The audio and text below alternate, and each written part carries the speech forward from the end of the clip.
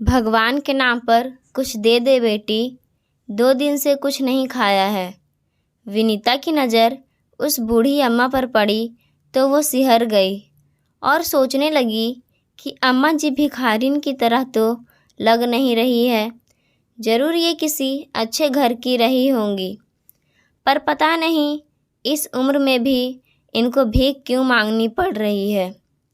वो अपना पर्स खोलती कि इससे पहले ही ट्रेन चल पड़ी। लोकल ट्रेन से वो रोज़ इसी रास्ते से अपने ऑफिस जाती है। यूँ तो स्टेशन पर काफ़ी भीख मांगने वाले रहते हैं, पर इस बूढ़ी अम्मा को देखकर उसे विश्वास नहीं होता था कि ये भिखारिन है। पर जब भूख बर्दाश्त ना हो और पास में खाने के लिए कुछ ना हो तो इंसान को कोई दूसरा चारा नज़र नहीं आता है। विनीता पूरे रास्ते उस बूढ़ी अम्मा के बारे में सोचती रही और दिन भर ऑफिस में पूरा हो गया। शाम को जब वो लौटी तो स्टेशन पर फिर से वही अम्मा दिखाई दी। विनीता उनके पास गई तो उनकी आंखें बुझी हुई थी। यूँ लग रहा था कि जीने की कोई उम्मीद ही नहीं बची हो। बस ज़िंदगी काटनी है, इसलिए जीना है। उम्र करीब 80 साल, चेहरे पर अनुभवों की झुर्रियाँ, मैली कुचैली साड़ी पर इन सब से हटकर भी वो कुछ अलग लग रही थी। किसी अच्छे घर की महिला ही नज़र आ रही थी। पता नहीं कौन सी ऐसी मजबूरी है। विनीता ने वही खाने बेचने वाले से एक प्लेट ले ली जिसमें 4 पूड़ी और आलू की सब्जी थी। साथ ही उसमें एक पैकेट छाछ भी ले ली ताकि गले में तरावट हो जाएगी। अम्मा, ये खाना खा लो और छाछ पी लो, आपका पेट भर जाएगा। खाना देखते ही उनकी आंखें चमक गई। उन्होंने आशीर्वाद दिया और खाने लग गई। विनीता आगे कुछ पूछती कि रोहित का फ़ोन आ गया। कहाँ हो यार, अब तक तो घर आ जाती हो, आज तो बड़ा समय लगा दिया। हाँ, आ रही हूँ, वो मैं आकर बताती हूँ। और विनीता घर की ओर चल दी। तुम भी ना विनीता, स्टेशन पर तो ऐसे कितने ही भिखारी होते हैं, रोज़ कितनों को खाना बांटोगी। आज दोगी तो कल भी मांगेंगे। फिर इन लोगों को रोज़ मांगने की आदत हो जाती है। काम धाम तो कुछ ये करते नहीं हैं, बस मुफ्त की रोटियां ही तोड़ते हैं। रोहित ने तेज स्वर में कहा। नहीं रोहित, ये आम भिखारिन की तरह नहीं लग रही थी। ज़रूर कोई मजबूरी होगी। इतनी लाचार लग रही थी कि तुमको भी देखकर दया आ जाती। मैं कल अम्मा से बात करूँगी। अरे कल तो संडे है, कल क्यों जाओगी? तभी तो कल जाऊँगी, संडे है, ऑफिस जाने की जल्दी नहीं होगी और ना ही घर आने की। अगली सुबह विनीता स्टेशन की ओर चल दी।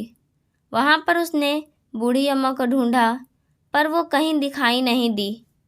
तभी पूछने पर किसी ने बताया कि वो स्टेशन के बाहर जो बड़ा सा बरगद का पेड़ है, वहीं पर उनका बसेरा है। तो वो विनीता वहीं चली गई। बरगद के पेड़ के नीचे वो लेटी हुई थी।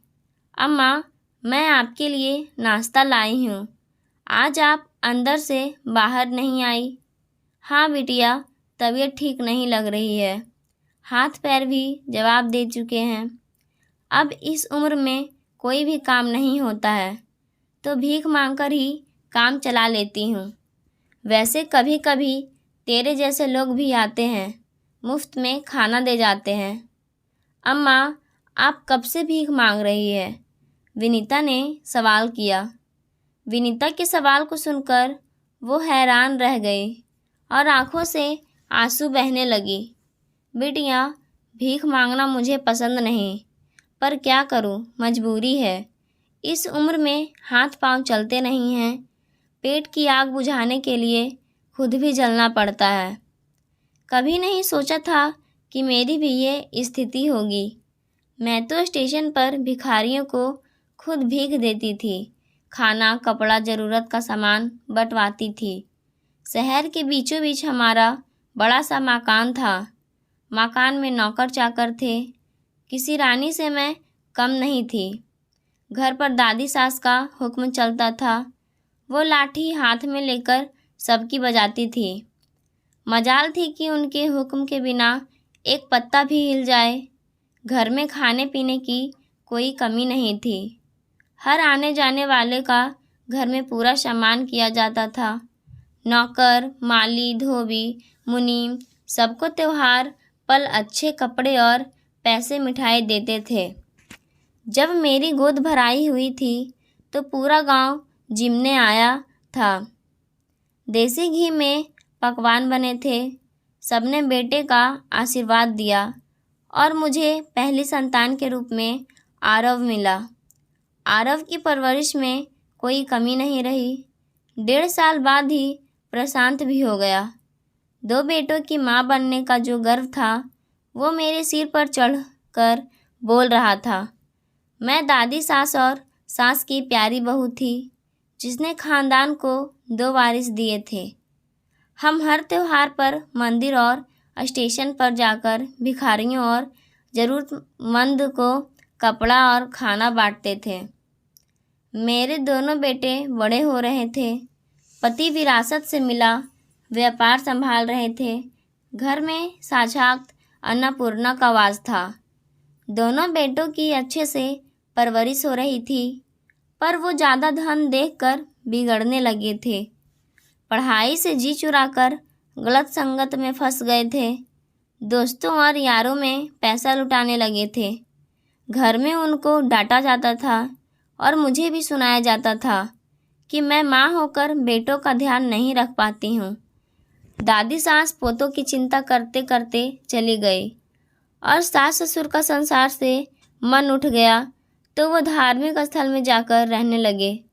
हमने समझाया कि दोनों की शादी तो कर जाओ, पर वो बोले जब पोत बहू आए तो मुंह दिखाने आ जाना।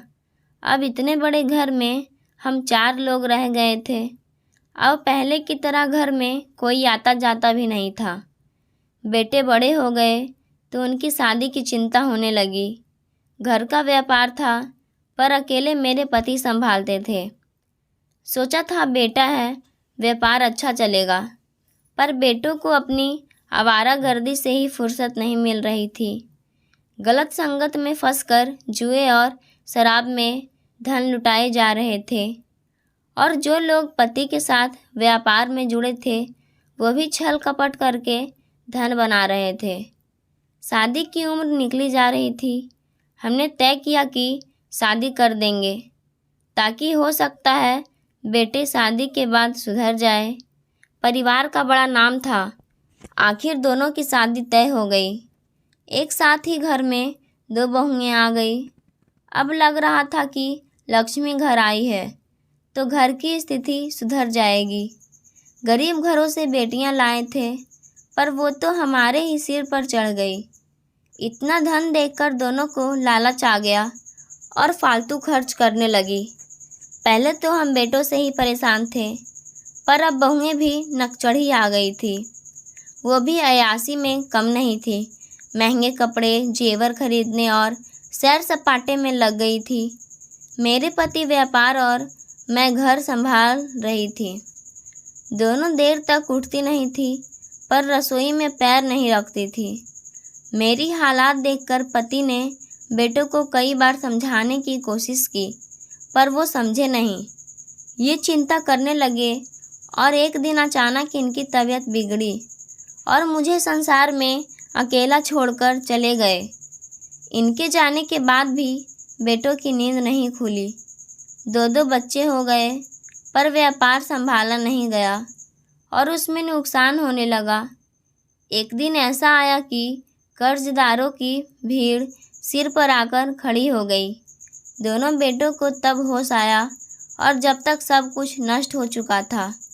अब घर में लड़ाई झगड़े शुरू हो गए। दोनों बहुएं रोज मायके जाने की धमकी देती और घर में भी पैसों की भारी तंगी हो गई थी। वो कहते हैं ना, विधवा माँ सबकी आंखों में खटकती है। मैं विधवा थी, कोई सहारा नहीं था तो दोनों बेटे बहू कुछ भी सुना देते थे। मेरे खाने पीने में कटौती करने लगे थे। उन्हें लगता था कि अकेली इस माँ का बहुत खर्चा हो जाता है। अब रोज़ मुझे कोसा जाने लगा। मेरी वजह से दोनों कहीं ढंग से काम नहीं कर पा रहे थे। घर में विधवा हो तो बरकत भी कम होती है, यही सोचकर बहुएं भी मुझे ताना देने लगी थी। मुझे कुछ समझ नहीं आ रहा था कि मैं क्या करूं। एक दिन आरब बोला, माँ, आपको तीर्थ स्थल की यात्रा करवा लाता हूँ। हो सकता है कुछ पुण्य मिले और हमारे घर की स्थिति सुधर जाए। मैं भी खुश थी, पर थोड़ी आशंकित भी। आखिर ऐसी गरीबी में तीर्थ यात्रा करवाने की क्या सूझी। फिर भगवान का ही फैसला मानकर मैं तैयार हो गई। जिस तीर्थ स्थल पर जाना था वहाँ से 2 स्टेशन पहले आरब मेरे लिए पानी लेने को प्लेटफॉर्म पर उतरा था। पानी तो लाया नहीं और खुद भी नहीं आया। ट्रेन चलने लगी और मेरे पास 1 रुपया भी नहीं था। स्टेशन जाकर गाड़ी रुक गई। मैं नीचे उतरी और अपने बेटे को ढूंढ रही थी, पर वो नहीं आया। स्टेशन पर ही सुबह से शाम हो गई। पास में पैसा भी नहीं था और भूख भी लग रही थी। कुछ नहीं सूझा। 1-2 दुकानदारों को अपनी आप बीती सुनाई, पर किसी ने भी मुझे खाना नहीं दिया। मैंने कहा, मुझे उधार दे दो, मेरा बेटा 1-2 दिन में लेने आ जाएगा। तो सब हंसने लगे। अम्मा, तुम बहुत भोली हो। तुम्हारा बेटा अब कभी नहीं आएगा। वो तुम्हें यहाँ छोड़ गया है। तुम्हारे साथ रहना उसको भारी नहीं लग रहा था। मुझे विश्वास नहीं हुआ। 9 महीने जिस बेटे का भार उठाया, खून से सींचा, आज उन्हीं बेटों को माँ भारी लगने लगी थी। बस तब से बेटों का इंतज़ार करना छोड़ दिया। अब तो यही स्टेशन पर भीख मांगकर गुजारा कर लेती हूँ और भगवान का नाम जप लेती हूँ। बूढ़ी अम्मा की कहानी सुनकर विनीता की आंखें भर आई। सच है, सब जानबूझकर भीख नहीं मांगते हैं, कुछ लोग मजबूर भी होते हैं। विनीता घर पर आ गई। रोहित बोला, अपनी बूढ़ी अम्मा से मिल आई? कोई कहानी सुना दी होगी। हाँ रोहित, ऐसी कहानी जो अंदर तक मन को झकझोर देती है।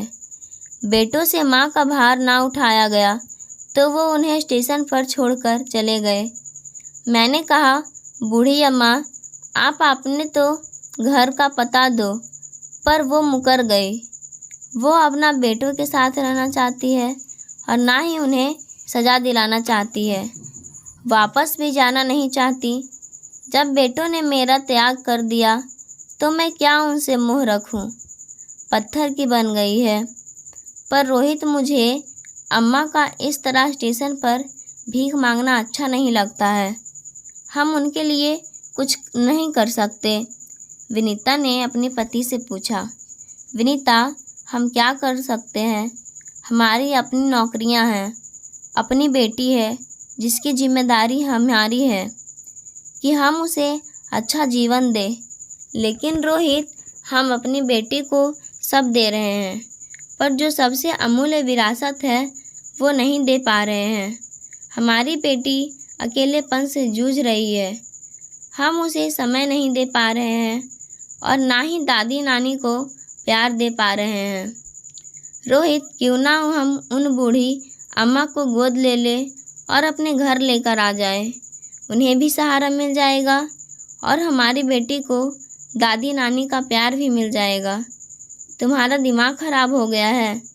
ऐसे ही रास्ते से किसी को भी उठाकर अपने घर में ले आऊं। किसी के बारे में कुछ पता तो होना चाहिए, फिर वो हमारी कोई नहीं लगती है।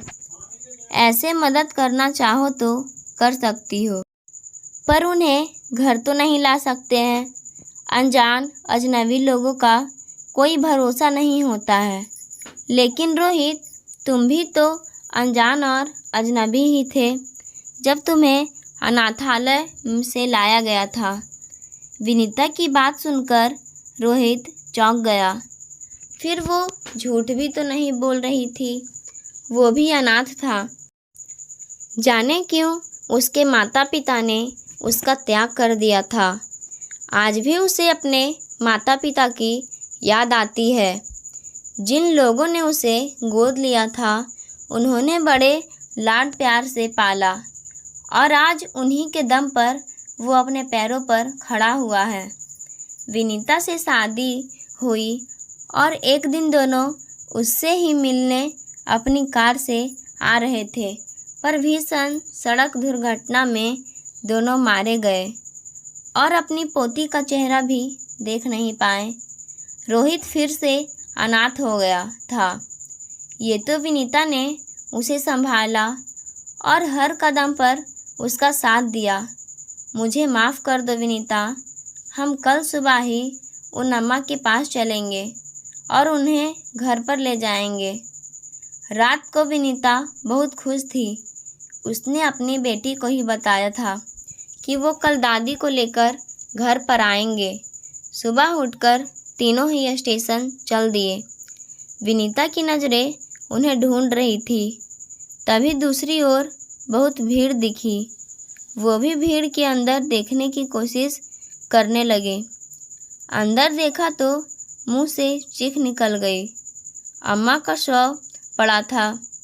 काफ़ी दिनों से बीमार थी।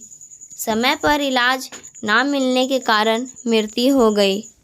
2 बेटों की माँ भीख मांगने पर मजबूर हो गई थी और आज एक लावारिस की भांति स्टेशन पर पड़ी थी। विनीता रोने लगी। बहुत मुश्किल से रोहित ने समझाया। लोग एक एक करके जाने लगे, पर विनीता वहाँ से हिली नहीं। रोहित, हम अम्मा को अपने साथ नहीं रख पाए, पर सम्मान से इनका अंतिम संस्कार तो कर ही सकते हैं। इनके बेटों को तो खबर भी नहीं होगी कि आज उनकी माँ इस दुनिया से चली गई है। रोहित ने पुलिस वालों से परमिशन ली और सम्मान से अम्मा का अंतिम संस्कार कर दिया। विनीता ने भीगी आंखों से उन्हें विदाई दी। दोस्तों, समाज में लड़कों की बड़ी चाह है कि बेटे होंगे तो माता पिता को बुढ़ापे में सहारा मिलेगा। उनके हाथों से चिंता का आग दी जाएगी। पर कलयुग में सब परिभाषा बदल गई है। बेटे जीते जी माता पिता को छोड़ देते हैं, घर से बेघर कर देते हैं और मजबूरी बस उन्हें भीख मांगकर गुजारा करना पड़ता है। आज की कहानी आप सबको कैसी लगी हमें कमेंट के माध्यम से बता सकते हैं और इस तरह की कहानी और भी सुनने के लिए हमारे चैनल को सब्सक्राइब ज़रूर करें। धन्यवाद।